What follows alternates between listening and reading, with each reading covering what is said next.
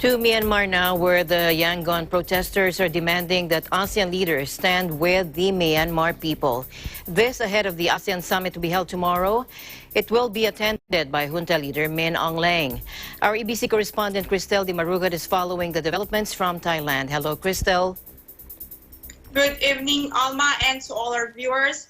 Yes, protesters marched through downtown Yangon to demand that ASEAN leaders stand with Myanmar people ahead of a weekend ASEAN summit attended by junta leader Min Aung Hlaing.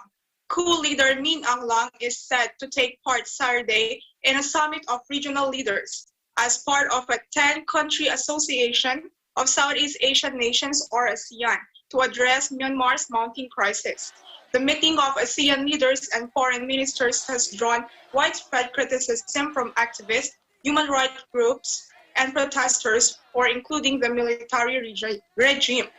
The meeting is also a test for ASEAN, which traditionally refrains from interfering in the internal affairs of a member state and operates by consensus. In commercial hub Yangon, where the anti-coup movement had laid low in recent weeks due to fear of crackdowns, protesters returned to the streets, flashing three fingers, salutes of resistance.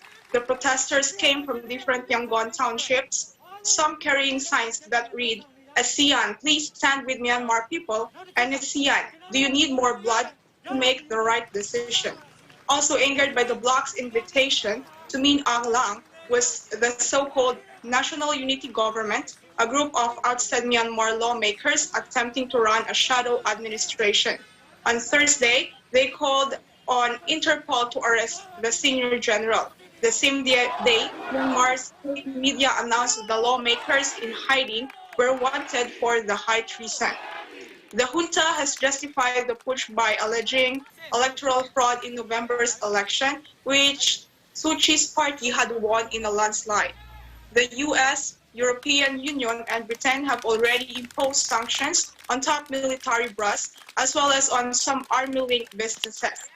Before the coup, Min Aung Hlaing was already facing international sanctions over his army's role in Rohingya crisis. About 750,000 of the Muslim minority groups fled Myanmar in 2017, following a brutal military crackdown.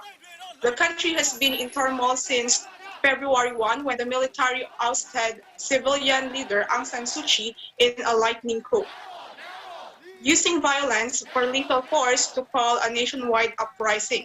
Security forces have killed at least 739 people in near daily crackdowns, according to a local monitoring group. Back to you, Alma. All right.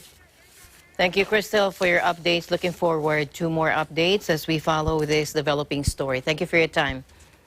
Thank you, Alma. Stay safe. Reporting from the ASEAN Bureau, this is Kristel Dimarucot, and we live in interesting times.